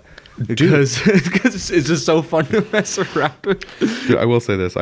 At first, there's this thing about AI where it's like, I like sourcing AI for like a brainstorming tool, not like copy pasting. Oh, yeah. So like, I'll go into AI and it's just like, I want something like this. And it's just like, give me an idea. And it's like, here's 20 ideas. And it's like, I like bits of all of these. How can I combine them, or how can I do things with this and put my own spin on them to make it do what I want it to do, you know? And that's where that's how I tend to use it more often than not. Yeah. Like I said, I mean, AI is, I feel like with societal changes when it comes to media is about to change a lot, because especially like someone could just type up something and it's out there now, you know? It's like, can you edit a video of a rec center pool or something like that, and it'll just spit it out there, and then rather than like me going like on location to filming it, which is kind of crazy, but obviously also inconvenient because it's not advanced enough to get a complete rendition of a pool. But I'm saying here in the next like 10-15 years it's gonna get pretty crazy, and we're gonna see some crazy changes. It'll get pretty good, but it's, I don't know. I'm still with you where I just like look at stuff online and whatever. I'm like, AI. You know, like you know right away. You're like, it's dumb. Yeah. With video especially, photos. Yeah, there's ways to tell as well, but like, I don't know. I like AI. I tend to enjoy the human aspect of things. Where like, if I want to ask something, it's like, here's what I typed, and like, how would you format it differently? Yeah, like, right. You know, right, or like, and then you just look at what they say, and it's not like you're taking their ideas, but the thing is, AI has been around for like ever. There's been like spell checking things. We've and had like Siri. We've had Siri. But people just don't realize that they're actually like using it. You know, I think about stuff like Grammarly was one of the first ones, or like things like that, where like you type in like Microsoft Word and it would just be like, this phrase doesn't make sense in this context, and it's like, how do you know that? It's like, well, it's because it's AI. You know, it's like scanning things around it. I just think it's gotten so advanced where people are just now noticing like, oh, AI is like here, like this is like artificial intelligence. This is like Skynet now. Yeah. It's like the Terminator movies. But I think people are kind of over dramatizing it a little bit. Like, I don't think it's not going to get to that point. But it's just the fact where it's like, it's going to get advanced enough where it's just, you can just type whatever you want and it's going to make it for you. Yeah. You know? I just look at certain things like that just change things going forward. Robots. Yep. You know, there was an industrial revolution or whatever they called it. Everything downturned robots, something, whatever. Then there was just like internet would be another one, or computers in general, or cell phones being what they were or are now today. Yeah. You know, so like there's certain things where it's like, if you change with the times, you're okay, and you don't have to do a whole lot of things to change. But this did kind of ruin some industries. Yeah, you know. Gosh. So like, and it will, but like, it won't replace everyone, and it cannot replace everyone. Well, you have to. That's why it's like so important to like adapt. You know, a lot of people who kind of like stay back in like that old school, they're not going to be able to change with the times. You know, and I feel like you see a lot of like businesses or like even like freelance stuff kind of like suffer from that a little bit. It's like you got to kind of change with the times. And like I said, like we were talking about earlier, like there's stuff you can do comfortably, and if you know like that works, but like if it's something that's not gonna appeal to how people see like media stuff nowadays is just not going to work out. Yeah. You know? Yeah, it makes me think like something you're going to cook a dinner for somebody you can cook hot dogs really well, but and they're easy and you've done it a lot, but like maybe hot dogs aren't the right meal you want to cook it, for whatever kind of meal it is, so something like that. Yeah, there's these analogies I'm trying to think of. But yeah, I 100% agree with that. It's all up to kind of adapting and changing with the times. And it doesn't mean like you have to incorporate AI into whatever you're doing right now to make it work. It's like somebody that pours concrete all day. Like, what do they care about AI? But I have used it for like weird stuff where like, and this is going to sound crazy, but like common applications, it works really well if you do something like I needed a microwave that was a certain wattage and fit into a certain size in a cubby. And so I was like, I have this dimension to work with and I need this wattage of a microwave that does these things. Is there one of these available? Well, yeah. And it's like, here's 10 of them. And it's like, how do you know? It's like, that's where it's neat. You can't go to Google and ask it that. Well, for example, like one thing it really helped out with is I like to lift a lot. Like I lift at the gym. And I have a really bad like shoulder impingement, like it'll pop above my head. And so I was like, make me a workout schedule. And I have an impingement and like sciatic pain. And I was like, make me a workout schedule where it has like Monday chest, so blah blah blah, all the other workouts. But keep in mind that I have a shoulder impingement and suffer and I have sciatica, and it like personalized like an entire workout schedule. It's like Monday shoulders and chest and triceps, and it's like here's those workouts, like 3 triceps, 3 chest, and then just threw it up for me. It's like, oh, here's ones that are going to put less stress on an impingement or your back for sciatic pain. That's awesome. Which I think it's pretty cool and it's very useful. But I just think that like it's gonna make people kind of lazy. I feel like we're gonna live like the Wall-E world. Yes, yeah. Oh gosh. So, but I mean, I think it's ironic though because I did make it for like something that's gonna keep me physically active. Yeah. That's the irony of it all. Right? Yeah, dude, I 100% agree. Have you ever caught AI when you're using it like in like a loop where it can't figure out that it's wrong? Yeah. So like I've noticed it more with graphic designing where like I haven't used it for anything publicly, but I've been using AI to do graphic design work, just dinking around for fun. Yeah. Whether you're just like circle an area and like put some trees in here or whatever it happens to be. But like one of the things I've found is like if you describe something to AI, like the thing I was trying to do is create a logo that was all one line. So the words are all in one line, basically, right? Seinfeld or whatever, Walmart or whatever it happens to be. Target's all on one line, so whatever. But it kept putting them kind of in a diagonal side by side, stacked type deal. And there's sometimes where it just gets confused. And it's like, do you understand that these words are different words and they're being stacked? And it's just like, yeah, I understand that. And then I like drew a picture of it, and I'm like, I want it like this, not like this. And it's just like, okay, yeah, I can do that. And it just gives me another one that's like stacked differently. And it's and it can't figure out that it's like in this loop of being wrong. Well, it cracks me up that you say that because just a couple days ago, where they released like the ChatGPT 4 or whatever, like the super advanced image generation, I like threw in a picture of like the beggar from like Eyes Without a Face and like a bunch of other stuff, a bunch of other characters, and I was like, oh, put these 2 characters in a cartoon style, blah blah blah, and it took like about 10 tries to get like the visualization that I really wanted, because it was just like, oh, here's this, and all of a sudden like his head's floating. And I'm like, dude, okay, that's not what it's gonna look, not what I want it to look like, Dude, I cannot tell you how frustrated I've been. And it's stupid because I'm not gonna use any, like most of the stuff I'm doing, I'm just dinking around because there's something on TV and I have my laptop nearby, so I'm like, haha, let's fart around with this a little bit. But there's so many times I've gotten so unnecessarily frustrated with AI when it's like, this has no point. Like what I'm trying to get out of this isn't anything really.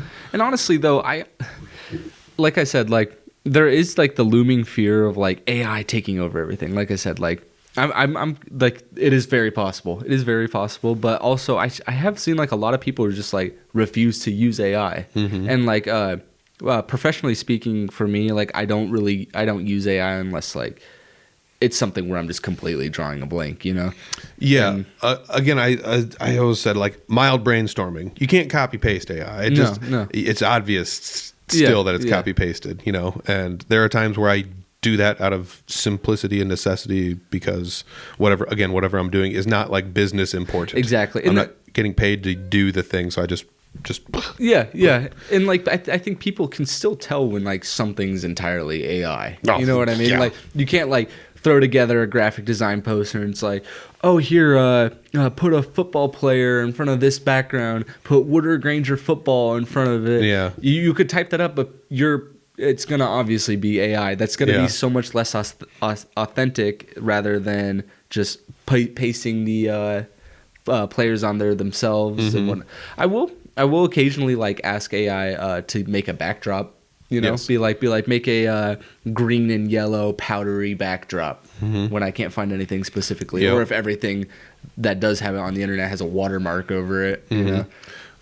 So that comes back down to this thing where like if you find a trick and it works, go with it, or like finding stuff that other people are doing and buddying up with them. I'm going back into what we've talked about earlier, but like, so I would get used to like doing things a certain way, graphic design wise, like let's say either at work or in my personal life, and then I would just see somebody else do something. I'm like, what is up with that? Or like I'd send it to them like, what would you change? And they would just do something like, just do like a Gaussian blur to something in the background, the problem with that is eventually I learned, it's like, here's 3 tricks I know for this when there's actually 40 you could use, but I just found the 3 I like and go with it forever. Right.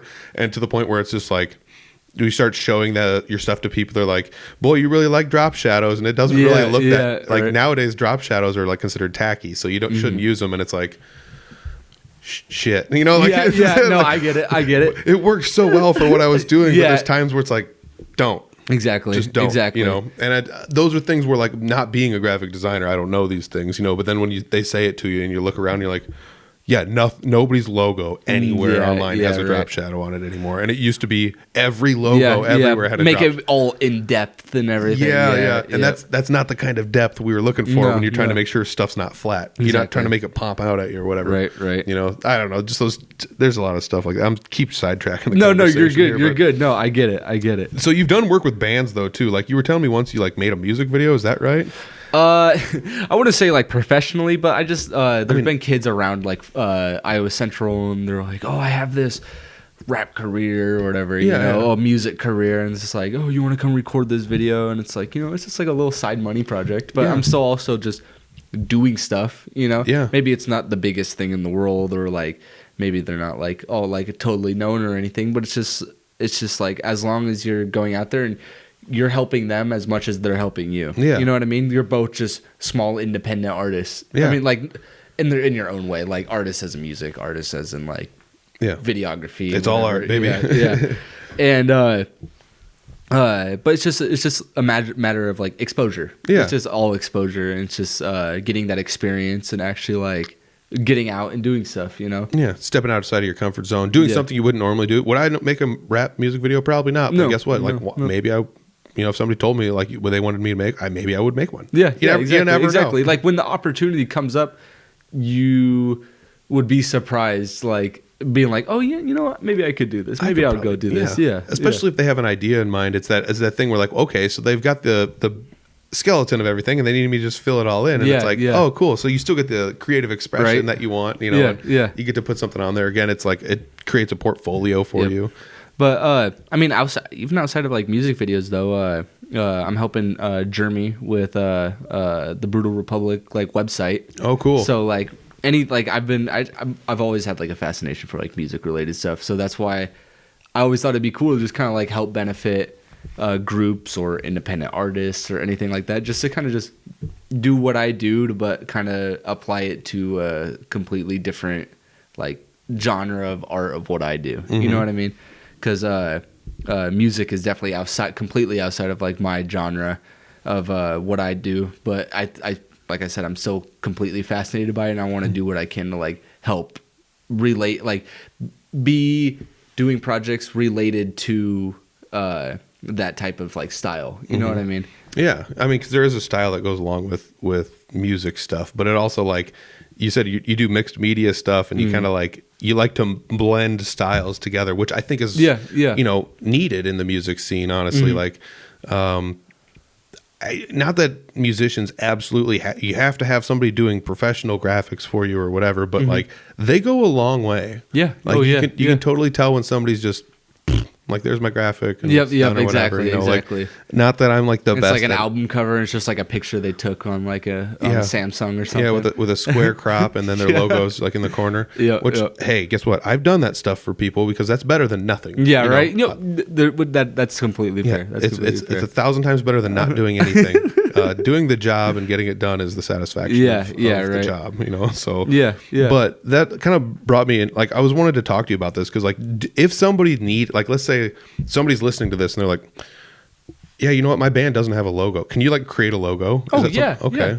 No, I've, it's just anything that's related to just, like, creativity stuff. You know, I've always, maybe I'm not the artsiest, like, I can't draw, I can't paint, but, like, digitally speaking, like, I feel like I can always apply it some way, somehow. Different type of medium. Yeah, exactly. There's people that are, different types. There's people that are really good at sketching, and there's people that are really good with coloring, and they're two different things, you know? Yeah, exactly. And, like, I've had people being like, oh, can you do a logo design? Or can you do this album cover design?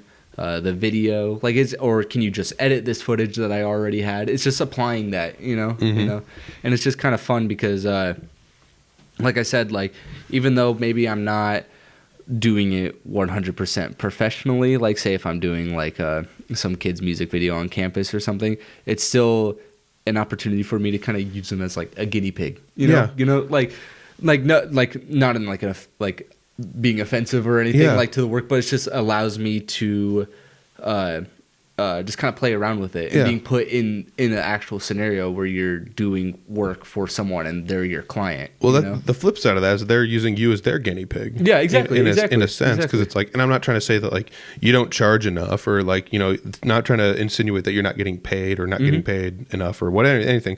But there are professional companies that could make a music video for somebody. And guess what? You don't want to spend 10 grand. Like, you're stuck with somebody else and you have to get, you know, I'm not saying they're lowballing you, but they're lowballing you to make, or you're doing it for free. So it's really, it's a two-way street. Again, you're both benefiting each other. Yeah, it's like maybe he's not going to charge you 10 grand, but maybe someday he would be the type to charge you 10 grand. And that guy helped you start on your journey to get there, you know, or vice versa. Exactly. So. But I think it's pretty cool. It's just fun, just like doing little things like that for other independent artists in their own respective mediums, like you're saying. So yeah. Have you ever thought about doing like because you do have like Blankscape YouTube channel? Have you ever thought about doing like basic lessons like on there or something like? Because that's the other thing I've thought so much about doing things like that, but you don't want to give away the farm on everything, you know. Yeah. But like some of it's very common stuff, so I'm willing to let go of some of that on like my other podcast, the, you know, Spin Market Report with like marketing, where it's like you have to be consistent. It has to be there, you know, and like so there's things I will like. These are just the easy things. You don't even have to be good at making graphics. You just have to be consistent, you know. And I feel like that would be smart though, honestly. Like just kind of applying your own perspective to being like, oh yeah, well this is how I go about things, like some kind of tutorial or something, you know. Yeah, I thought about doing that with like, and it's gonna sound weird, but like just choosing each social media and just being like, here's an example of some people that are using this to their advantage, and here's examples of people not. But I don't want to like call anybody out by being like, you know, look at you with Three Finger Betty's YouTube channel. You know, actually our YouTube channel is pretty baller. But no, like, are there any social medias that you see people use? Because I like YouTube now a lot more than I ever have, and I'm not a YouTuber, and I don't use YouTube in the way that other people do. But I've seen how well it can be used as a platform and a tool for people to come see your stuff. Well, like. I mostly use. I think I kind of use every different social media for Blankscape differently. I feel like I use my Facebook to be more professional, like showing off like my photography stuff, being like. My Facebook's basically everything. Like I'll put out my photography stuff, my classwork, my work for fun, just some stupid skits or something. Yeah, and. But then YouTube, I just use solely for like my video stuff. So like, here's the movie that we made. Here's the trailer for that. Here's another short film, so on. And but then like TikTok is just like all I use just for like the fun little edits, you know, just kind of because you know that you'll be able to get put on a more people's like For You pages is what it's called, and getting put on their algorithm. Because honestly, I think TikTok has the best like algorithm out of any social media. They know how to get your stuff right or put your stuff out there. I think it's honestly like really, really, really useful for especially like independent creators and stuff, you know, trying to get their work out there. Yeah. So I mean, it works really well. I remember we were playing a show recently with Jesse Wilson, and somebody was like using he had like his phone over there on TikTok live. Yeah. And like was counting how many people came through to watch. And it's like, that's pretty wild. Like how long do people stay? It's like sometimes you'd get like 30 or 40 people watch at the same time. It's like, I don't know. That's another thing. We're talking, small numbers, whatever. But I went to a seminar recently, and this guy was just like, if you have 50 people that listen to every podcast episode, it's not that much. But guess what? 50 people are listening to every podcast. Imagine 50 people in a room with you. That's exactly what he said. He's like, I'm standing up here in front of 50 people right now. Yeah, you guys all came here to see me. Mm-hmm. Like, I wish I was in, Madison Square Garden to a sold out place talking to people. But guess what? This is amazing. This is important. Exactly. It's just growing more appreciative of what you have, like say Eyes Without a Face, like a lot of them were like rewatches, but across the multiple uploads that we had, because the Triton Digital Media uploaded it, the photography account uploaded it, we uploaded it on the Blankscape, across all of it I think it's got like 1,000 views in total. Some of them are obviously like replays, or like probably a good ratio of them, but it's just a fact that it's like at least 600 people were there. Like, could you think of 600 people watching that? Like, I think that's a really cool idea. Mm-hmm. Yeah, that's something I actually want to talk about too. Like, yes, social medias are important. You can use them in different ways. Yes, Kainen has done all that stuff. Yes, he can make a graphic for your band. Yes, he wants to work with bands. So let's just field this out there. Like, what's the best way for somebody to contact you if they're like, hey, I need a graphic for my band or something? Honestly, just I feel like Facebook is honestly like the best. Like I said, that's just the one where I use for everything. Messenger is like really good for me. But if you can go into like my bio. I have my phone number. I have my email. On your website? Yeah. Okay. Yep. So like all of that should be posted. But Facebook, phone number, email, I think those are just like the 3 best ways to kind of just like reach out and get at me, because those are just where I'm mostly active. Yeah. The links are down below, so that's where they're at. But I do want to talk about Eyes Without a Face, because that was something that I remember you were like, hey, I'm making this thing. And I'm like, okay, whatever. And then you showed me the trailer for it, and I was just like, I like creative things. I like creative people and stuff, but you can only get shown so much stuff where you're just kind of like, all right, whatever. But you showed me the trailer, and I was like, dude, this is freaking cool as hell. Like, I was just like, this is going to be so freaking awesome. Yeah. So what was the inspiration to make this? Or because it's literally a short film. Yeah. So, and not like a 5-minute jobber. It was like a good like 35 minutes. Yeah, it's like 30 minutes. Yeah. So it's an actual short film. Mm-hmm. So like, what's the inspiration to even make this? I just remember I came up with the idea when I was working at the pool at the rec center, and I have no idea where it came from. I was just always so bored. I was so bored because there would be times where like no one would be in there for like a couple hours. Mm-hmm. And I just remember like watching this one movie called I think it's called I'm Still Here with Joaquin Phoenix. Okay. And it's like a mockumentary. It's where it's like not serious at all. It's like Joaquin Phoenix quits acting to become a rapper. Okay. And like Joaquin Phoenix is playing himself, and it's like in the format of a documentary. It's very documentary. Yeah. It's presented like it's real, but it's very not real. Yeah. And obviously not real. Exactly. And so I just remember having this idea where I was like, what if there was like this horror character, and he's like, what if I don't want to be the bad guy anymore? And so the character's a real person though. I'm just throwing out like Freddy Krueger actually exists, and you're following Freddy Krueger. Exactly. No. So that's actually like the idea of Eyes Without. Like we were gonna have this like a thing where like they're big celebrities like Freddy Krueger, Jason, Michael Myers, like they're all like the A-list celebrities. But then like the beggar is like a D-lister, has been like drug addict, alcoholic, and like he's like, I never had my career blow up and stuff like that. Okay, so that's like somebody that like I like pro wrestling, so it's somebody that never made it to the big leagues, but like they're still famous enough, but not really that famous. Exactly, or like famous like for the wrong, like infamous, like for the wrong reasons. Okay, all right. And so I just thought it's just such a dumb idea, because like I just think it'd be so funny where it's like, originally the idea was to have it be more like existential. I always like to write my like stories existential, but then like the more it hit, I was like I just feel like it'd be funny if we just gave into it more, you know, be like this is such a ridiculous idea, let's just make it more ridiculous. Dude, those like I love that kind of stuff, because when you watch like some of the best shows ever, you're like, who in their right mind would think of this crap and then make it? And it's like it's from these tiny conceptual ideas you have. What if a horror movie dude was like a B-lister and didn't want to be a horror, but he's like a real guy. Yeah, exactly. And then you followed him around.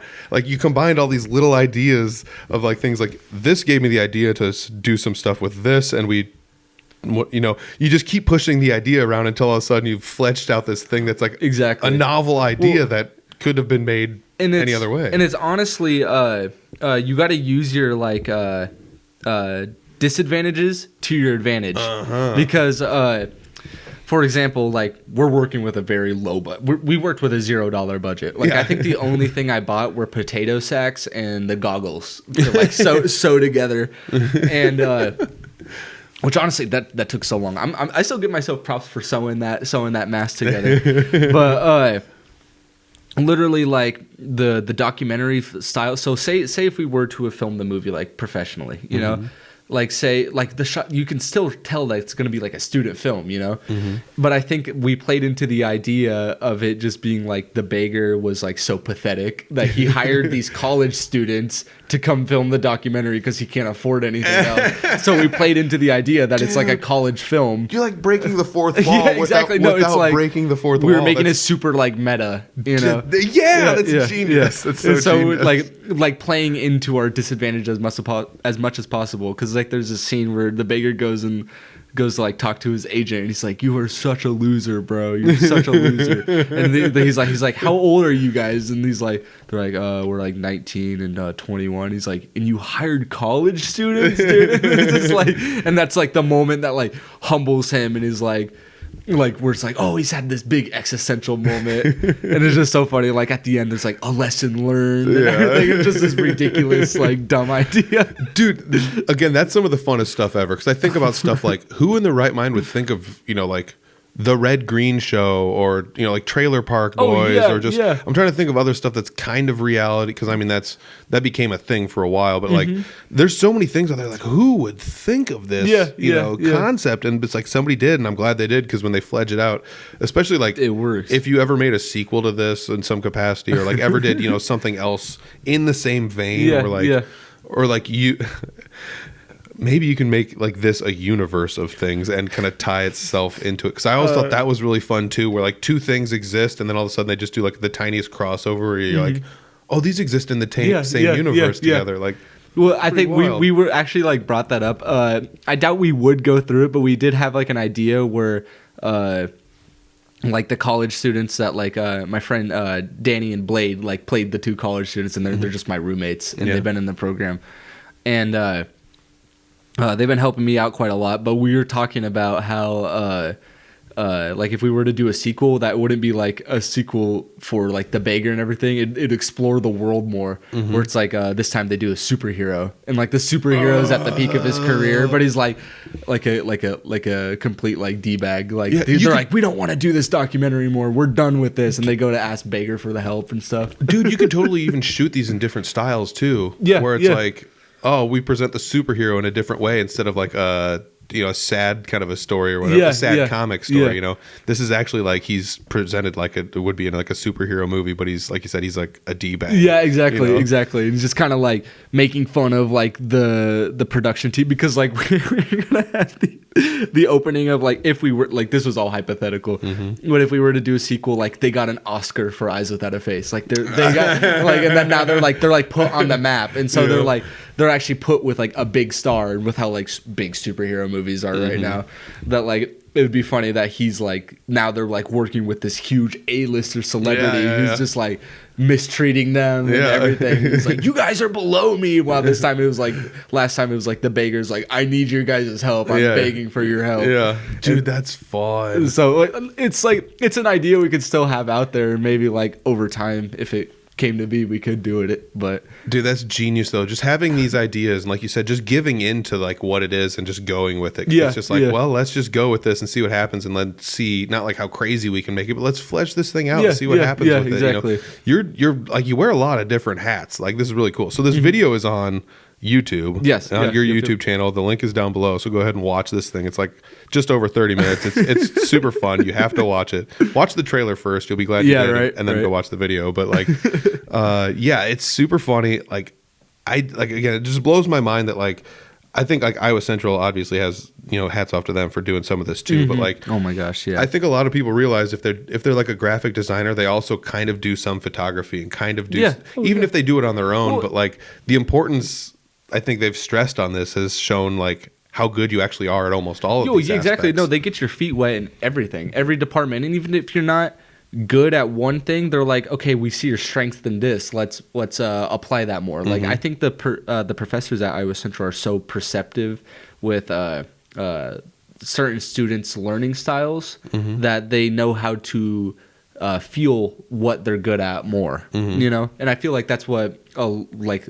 benefited me a lot, was like, here's the things that you are we're gonna keep having you apply yourself to those certain situations, or projects or etc. Yeah, it's also wild how much this stuff is interconnected. Like, you can make a website, but guess what? If you can make graphics, the website looks better. And if you can take photos, it looks better. It's like, oh well, you can make videos, but guess what? If you can adjust graphics, you can make title cards and lower thirds, and there's all this stuff is mushed together in some capacity, which is like the benefit of actually working at a marketing firm, where sometimes I'm just like, I need a lower third, can you make me one? And they can do it in an hour, where it would take me like 3, 4, 5 hours, and it still wouldn't look that good. So you can lean on other people's strengths to make it to make it work out. And that's so important. So so that's pretty much all I've got for you. We went over an hour, which this was really good. I'd be more than happy to bring it back. Oh geez, we went an hour and a half. That's awesome. So all your links are down below for Blankscape Studios, so make sure everybody check those out. The website's down there. Go to the YouTube channel and watch the movie. Trust me, go watch the movie. You did a premiere, Oscar worthy. You'll see it in the sequel, right? But you did premiere this movie at Iowa Central, which is pretty cool. They had an event for it and everything. It's just kind of fun that like you're out there, you're doing things, even if it's just for yourself, just for fun. But you'll also do stuff for other people if they need your help. So if you guys are in a band, if you're doing anything, and you're like, hey, I need graphic design work, you need advice on something, you need to hire a consultant or whatever, just hit up Kainen. You never know, he might have some free time, he might be able to help you with a logo. You obviously like doing what you like doing, so these are the right people to have around, the people that actually like doing this stuff. So dude, thank you so much. Thank you for having me on here. Is there anything we didn't plug in here that you want to tell people or anything before we take off? No, not really. I was gonna say just mostly like we were talking about just like kind of helping out like musicians and stuff around town, around like Fort Dodge area. And I know I'm going to be sticking around Fort Dodge, so like any musicians that like need help, like feel free to contact me. I know it's kind of been up in the air. We've like talked about like maybe like I have a friend, Jacob, we've talked about maybe like doing some kind of record label stuff, since he's more musically like involved, and he said he would be down to do that under Blankscape. So we're just kind of fleshing out some more stuff and seeing where we can go with it. But I think I love just like working with musicians. I love anything music related, and like I'm always here to help with anything that I can. So cool. I mean that's the biggest thing is like, you guys need any graphic work done, you need any social media, anything, just video, photography, anything. Music video, hey, you never know. You never know. And again, just hit him up online, see what he's got. Again, your Facebook is a great place to go, because there's a lot of media on there, so you can see the stuff that you've been able to do. So a lot of different varieties and styles, which is really kind of cool. So all the links again down below. Kainen, thank you very much. Well, thank you so much. All right, there it is, episode 251 with Kainen. It's done. What do you think? Oh man, I hope you guys like this one. I had a blast sitting down talking with him. I haven't talked to him in a while, so he's out doing a lot of different things right now. He's out freelancing and doing stuff. So if you need a logo, you know who to hit up. He can make one. You need help with your website, something, I don't know. He can do stuff. He's got just check the links down below. This whole portfolio of work is down there. So check that out. Check out his movie as well. That's on his YouTube channel, the Blankscape YouTube channel. So be sure to check out all this stuff. If something piqued your interest, get a hold of him. There's ways to get a hold of him. We talked about it in this episode. There's links down below. You know how to do it. Thank you, Kainen, for coming on the podcast, and thank you guys for listening. Thank you to the Fort Dodge Fine Arts Association. And be sure to check out that podcast. FDT last week was an absolute riot. I don't know. I just have more and more fun on every episode, but I've been going back through some old episodes, making clips for the YouTube channel, their YouTube channel, and the clips are making me laugh so hard. So check out that podcast. It's really fun. The Fort Dodge Fine Arts Association puts that on. FDT is what it's called. It's on their YouTube channel, so be sure to check it out. And if you want to check out anything Audible Farm, all the links, they're down below. The shop, the Patreon. You can watch the episodes early on the Patreon. What else? There's hats available if you can find me or hit me up. You know how to do that. I'm sure you do. And otherwise, audiblefarm.com for pretty much anything else. Like, subscribe, share, all the good stuff. All right. Thanks, everybody. Peace.